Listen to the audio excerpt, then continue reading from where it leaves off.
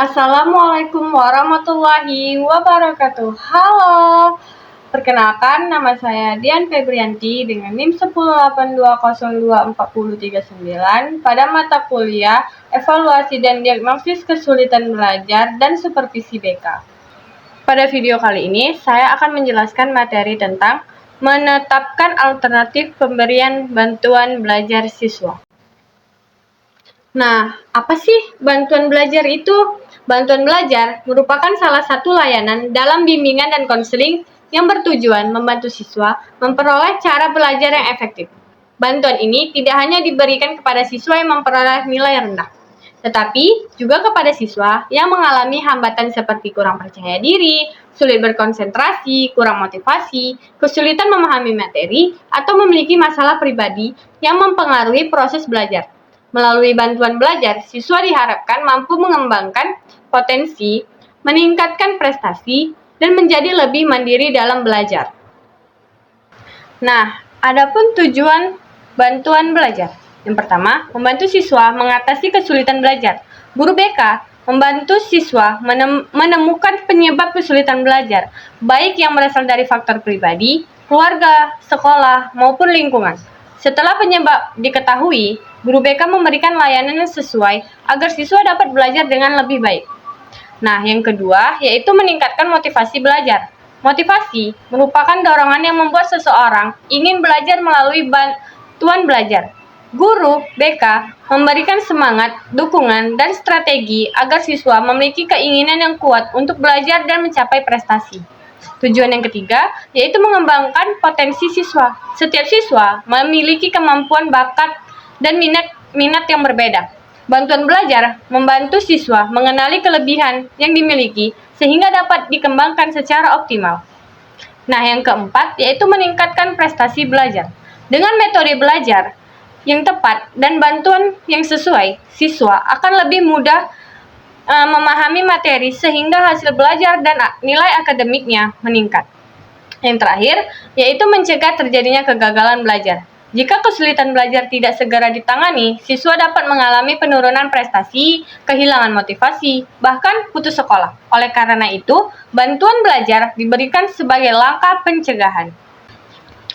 Adapun faktor kesulitan belajar, yaitu faktor internal, kurangnya motivasi. Motivasi yang rendah menyebabkan siswa tidak memiliki semangat belajar, sering menunda tugas, dan kurang aktif dalam pembelajaran.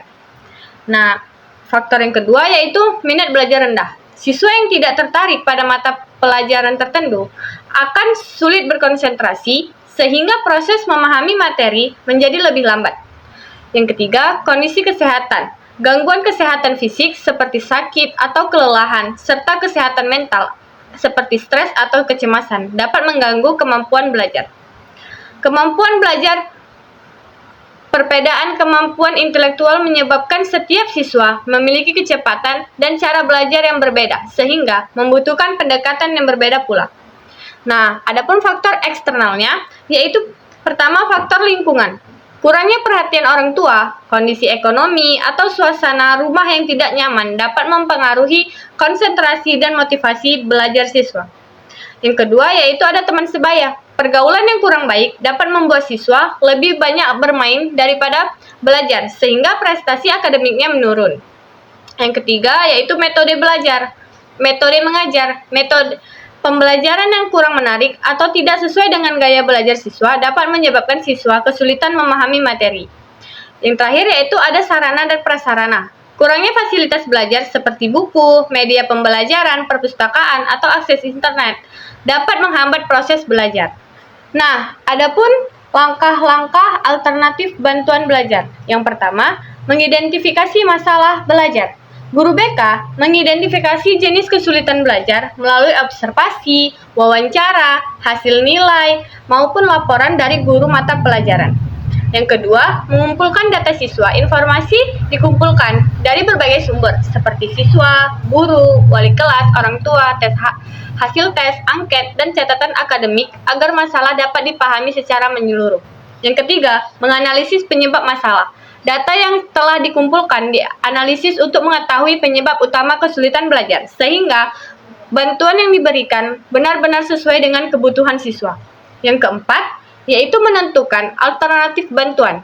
Guru BK memiliki bentuk bantuan yang paling tepat berdasarkan hasil analisis, seperti konseling individual, bimbingan kelompok, remedial, tutor sebaya, atau home visit. Yang kelima, melaksanakan bantuan. Bantuan diberikan sesuai program yang telah direncanakan dengan melibatkan guru mata pelajaran, wali kelas, maupun orang tua apabila diperlukan. Yang keenam, melakukan evaluasi dan tindak lanjut. Guru BK menilai keberhasilan layanan melalui perubahan perilaku, peningkatan nilai, dan motivasi belajar. Jika hasil belum maksimal, dilakukan tindak lanjut atau layanan tambahan. Nah, adapun alternatif pemberian bantuan belajar. Yang pertama itu, bimbingan belajar individual. Dilakukan secara tatap muka antara guru BK dengan seorang siswa untuk membahas kesulitan belajar secara mendalam dan memberikan strategi belajar yang sesuai. Yang kedua yaitu bimbingan belajar kelompok. Dilaksanakan dalam kelompok kecil agar siswa dapat berdiskusi, saling bertukar pengalaman, dan belajar bersama mengenai cara belajar yang efektif. Yang ketiga yaitu konseling individual. Digunakan ketika kesulitan belajar dipengaruhi oleh masalah pribadi, emosional, atau keluarga, sehingga siswa memerlukan pendampingan secara khusus. Konseling kelompok, beberapa siswa yang memiliki masalah serupa dibantu bersama-sama sehingga mereka dapat saling memberi dukungan dan belajar dari pengalaman satu sama lain. Remedial teaching. Guru mata pelajaran memberikan pembelajaran ulang atau latihan tambahan kepada siswa yang belum mencapai ketuntasan belajar. Tutor sebaya. Siswa yang memiliki kemampuan akademik lebih baik membantu teman yang mengalami kesulitan sehingga pembelajaran menjadi lebih mudah dipahami. Yang terakhir, home visit. Guru BK mengunjungi rumah siswa untuk mengetahui kondisi keluarga dan lingkungan belajar sekaligus membantu kerjasama dengan orang tua. Nah, adapun peran guru BK, yaitu mengidentifikasi kesulitan belajar siswa. Guru BK melakukan observasi, wawancara, dan pengumpulan data untuk mengetahui jenis dan penyebab kesulitan belajar siswa. Yang kedua, yaitu memberikan layanan konseling. Guru BK membantu siswa mengatasi masalah pribadi maupun akademik yang mempengaruhi proses belajar. Menyusun program bantuan belajar. Program bantuan belajar disusun berdasarkan kebutuhan siswa sehingga layanan yang diberikan tepat sasaran dan efektif. Yaitu yang selanjutnya, berkolaborasi dengan guru mata pelajaran dan orang tua. Guru BK bekerja sama dengan berbagai pihak agar penanganan masalah belajar dapat dilakukan secara menyeluruh. Selanjutnya, melakukan evaluasi perkembangan siswa. Guru BK memantau perubahan yang terjadi setelah layanan diberikan untuk mengetahui berbagai program dan menentukan tindak lanjut. Adapun contoh kasus, yaitu ada seorang siswa mengalami penurunan nilai karena kurang percaya diri, sulit berkonsentrasi saat belajar, dan sering menunda mengerjakan tugas. Alternatif bantuan yaitu konseling individu, membantu siswa mengenali penyebab kurang percaya diri, serta melatih cara berpikir positif. Yang kedua itu ada bimbingan belajar, mengajarkan teknik mencatat, membaca, dan mengulangi materi agar proses belajar lebih efektif. Latihan manajemen waktu, membantu siswa menyusun jadwal belajar dan membagi waktu antara belajar, istirahat, dan kegiatan lainnya.